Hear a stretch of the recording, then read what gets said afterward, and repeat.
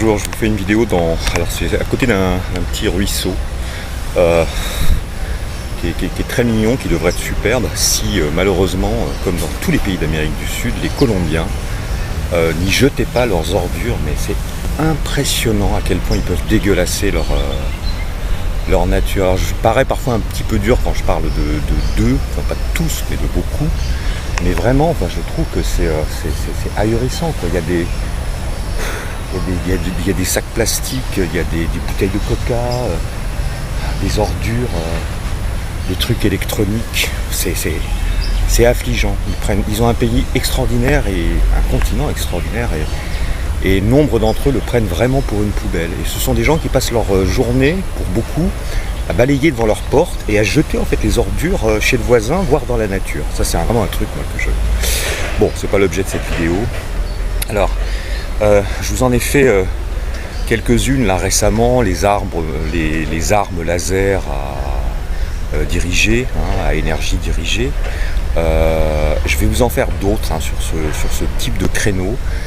Ça donnera lieu, puisque je fais également à côté des vidéos, enfin en parallèle, j'écris des textes que vous lisez pour beaucoup d'entre vous sur mon groupe Christophe Cross ou Plon Writer. Vous demandez à y participer, vous les aurez gratuitement tous les jours. Et je vais en faire un recueil qui s'appellera Le Veau d'Or, qui en fait, ça aurait pu s'appeler La guerre contre les peuples, mais le titre a déjà été pris par la très grande et regrettée Claire Séverac. Donc je ne vais pas lui piquer son titre, surtout qu'elle est décédée, et on sait dans quelles conditions. Voilà, donc il sortira, je pense, d'ici 2-3 mois. Alors le sujet, vous êtes nombreux, très nombreux à me le réclamer depuis un bout de temps, et j'avais dit oui, c'est un sujet vraiment majeur dont je vais vous parler, c'est la 5G. Alors, on va faire un petit constat. Il y a eu en septembre 2017 170 scientifiques venant de 137 pays qui ont fait une alerte et demandé très vigoureusement un moratoire aux États, et je crois à l'ONU, sur l'arrêt du déploiement de la 5G, qui est prévu pour la séquence 2020-2022, alors que la 4G ne couvre encore pas la totalité du territoire, en tout cas français, d'accord ? Et qu'aux États-Unis, la 5G, c'est une réalité, c'est en train en ce moment de se mettre en place. Ça demande, je vous l'explique, ils vont être obligés de faire 300 000 nouvelles antennes aux États-Unis, c'est-à-dire autant que toutes les antennes qui ont été posées ces 30 dernières années. Donc on est déjà sur un phénomène, la 4G, où des scientifiques, des médecins, des pros ont découvert que les ondes électromagnétiques provenant de ces Wi-Fi, de nos cellulaires, de ces antennes, etc., étaient la cause de maladies hyper graves, dégénératives. Je pense, alors ça va de petits trucs comme, quand même, troubles du sommeil, difficultés de concentration, difficultés d'apprentissage, puisqu'il y a des Wi-Fi dans les écoles, pas dans les écoles des riches, dans les écoles des gueux, à l'éducation nationale. Il y a une loi qui l'interdit dans les maternelles. Ça, c'est depuis, je crois, 2015. Mais pas dans les autres. Alors certes, la loi dit interdiction de faire de la pub sur les téléphones à destination des jeunes enfants, ça c'est bien, et interdiction également de laisser les Wi-Fi allumés dès lors que l'on n'en s'en sert pas dans les classes. C'est bien, mais c'est pas suffisant. Il ne devrait pas y avoir de Wi-Fi dans les classes, c'est ça que je vous dis. Parce que, en clair, quelles sont ces maladies ? Alors, ça crée des cancers du cerveau, ça crée des maladies d'Alzheimer, ça crée ça joue sur nos neurones, directement sur nos cellules, et pas que les nôtres, celles des animaux, nos animaux de compagnie.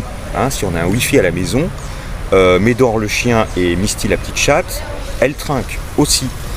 Bref, des tas de maladies, et on est d'accord que là, on est soi-disant sous un principe qui s'appelle le principe dit de précaution, ok ? Vous savez ça, qui n'est absolument pas appliqué, parce que là, on est vraiment dans la situation, vous savez, avant qu'il y ait eu tous ces procès, toutes ces prises de position, toutes ces class action, tous ces trucs comme ça autour contre l'industrie du tabac, et contre le BTP au sujet de l'amiante. Il a fallu des dizaines d'années pour que enfin ça réagisse, d'accord? Il a fallu se battre, hein, et contre des intérêts financiers éminemment élevés, avec des batteries d'avocats, des trucs pas possibles. Je sais comment elle s'appelle cette série géniale avec Glenn Close, je sais plus, je l'aimais beaucoup.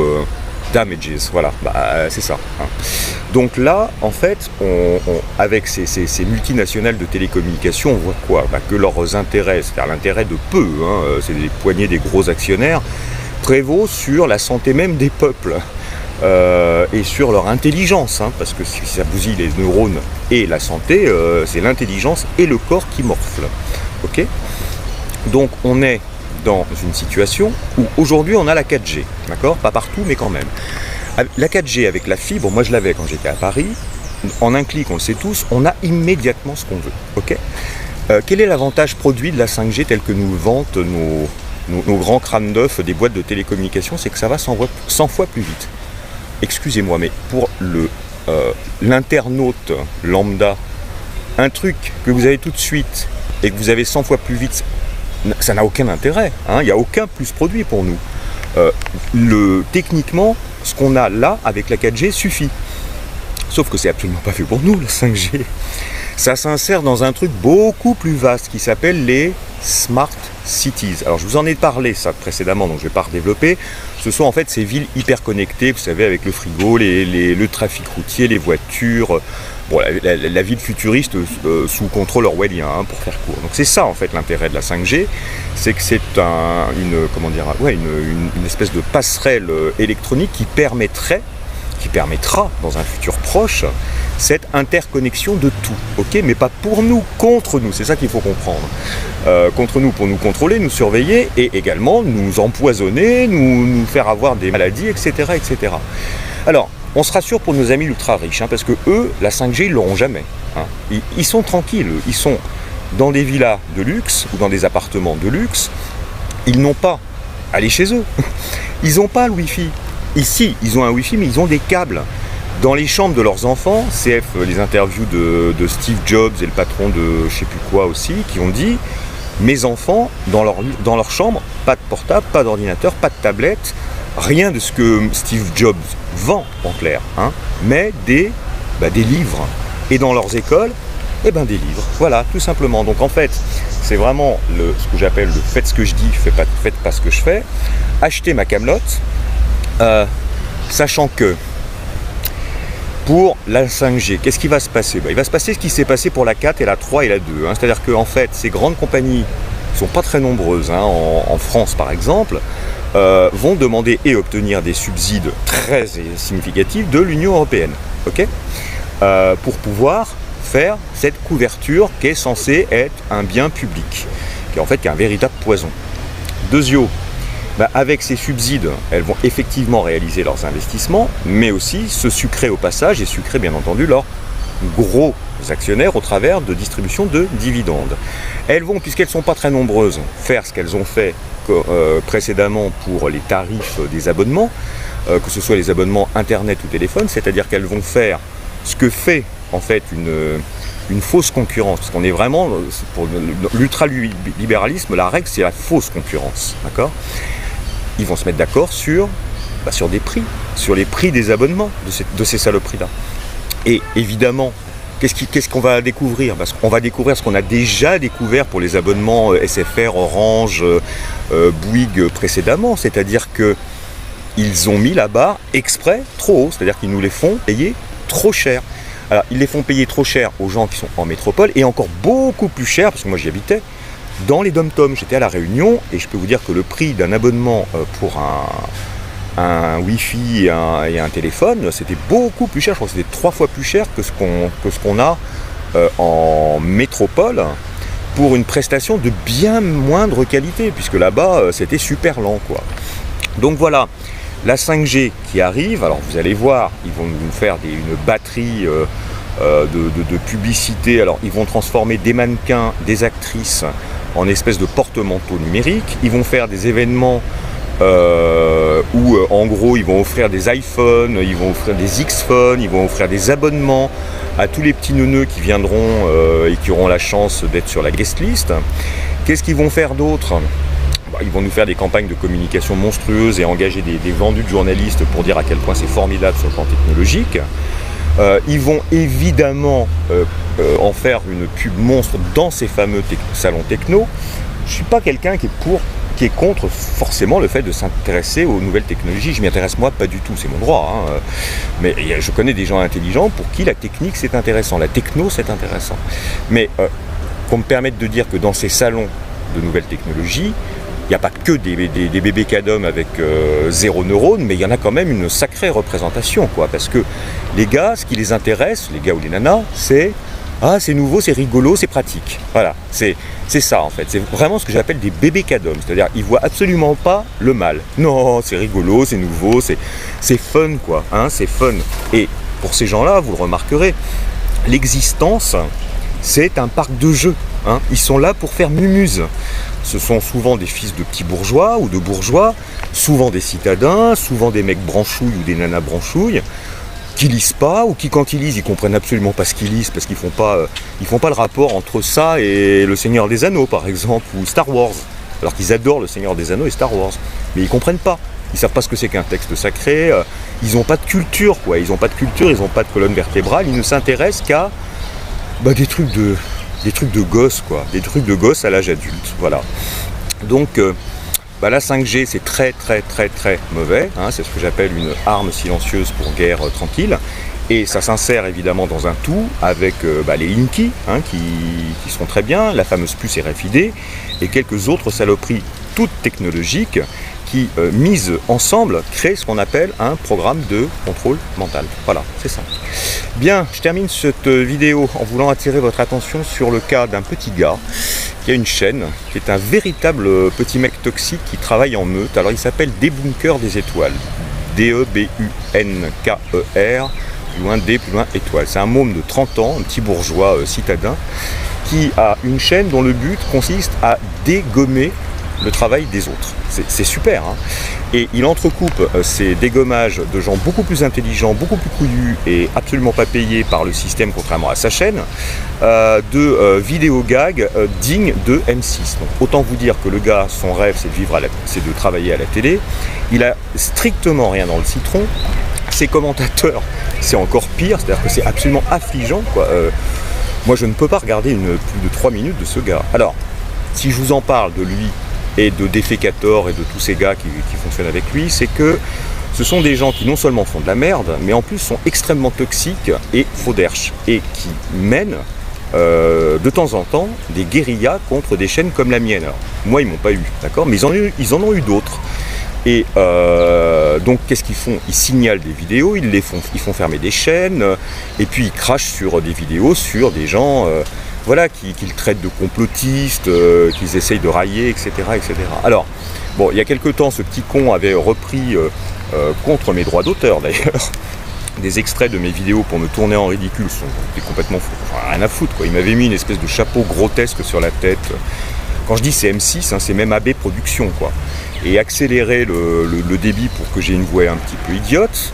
Il l'a fait à d'autres aussi. Moi, je me sens absolument pas agressé par ce merdeux, quoi. Je fais à titre perso, je m'en fous. Il est sur sa chaîne, il fait ce qu'il veut. Là où le bas blesse, c'est que figurez-vous que donc il va continuer son œuvre toxique. Et là, il va prochainement s'attaquer à Claire Sévrac, dont je vous parlais au tout début. Je ne sais pas si vous vous rendez compte. Cette femme est morte.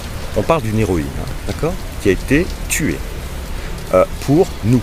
C'est-à-dire, entre autres, pour sa pomme à lui, ce petit merdeux, et ces petits merdeux de commentateurs et de copains. D'accord? Et le gars t'annonce, dans un commentaire d'une de ses vidéos de merde, qu'il va cracher sur une femme morte, pour nous. Et là, vous voyez, il y a des tas de trucs que je peux tolérer dans la vie, mais là, c'est ce que j'appelle le coup de trop. Donc je vais avoir besoin de vous. Parce que moi, je ne vais pas passer ma vie à taper sur le nez de ce petit merdeux et de ses copains. Franchement, pour moi, c'est quantité négligeable. Par contre, je pense que dans la vie, il faut parfois contre-attaquer. C'est-à-dire ne pas se contenter passivement de recevoir des coups et de les éviter, mais il faut de temps en temps y aller franco. Et donc, ce que je vous recommande, c'est d'aller sur sa chaîne. Alors, je vous le dis tout de suite, les pouces rouges, C'est rien ça. En plus ça s'achète, donc il peut tout à fait les effacer, donc ça c'est rien. Alors amusez-vous en commentaire, mais allez-y franco quoi. Et faites-le sur plusieurs vidéos. Et surtout, signalez ces vidéos. C'est ça qu'il faut faire. Si on s'y met à plusieurs, alors le but c'est pas de lui faire fermer sa chaîne à ce petit merdeux, parce que de toute façon, on obtiendrait la fermeture de sa chaîne, comme elle est payée par le système, il en recréerait une dans la foulée. D'accord? C'est juste lui faire comprendre que il y a des choses, il y a une limite quoi. Il y a une limite. 2, quand on veut être dans l'attaque et qu'on le fait de manière aussi dégueulasse, en meute, par en dessous avec des méthodes de gestapistes, on peut se prendre des scuds dans la tronche. Et le môme ayant 30 ans, c'est franchement pas le plus grave, hein. Même si je trouve que le truc de Sévrac, c'est gravissime là, ce qu'il veut faire. Il faut de temps en temps foutre des bonnes torgnoles à des sales gosses quoi. C'est la mouvance autour de Carly Pouf, hein, ce gars-là. Il vous le dira jamais, hein, parce que c'est un faux derche en plus. Il annonce un nom qui n'est pas le sien. Enfin. On les connaît, on les connaît. Voilà, donc je vous laisse faire joujou avec ce petit débunker et son copain Defecator. Quel beau pseudo, hein, tous les deux, franchement, ils sont allés chercher ça dans les poubelles de leur propre petite tête de crétin, quoi. Donc je vous laisse vous amuser avec ça. Et puis sur la 5G, comme sur tous les autres sujets, si vous découvrez la chose, je le redis, ne vous contentez pas de boire mes paroles, vérifiez. Vous tapez par exemple danger SG français sur Google, vous allez tomber sur 15 articles qui corroborent totalement mes dires. D'accord ? Allez, je vous souhaite une bonne journée. À bientôt.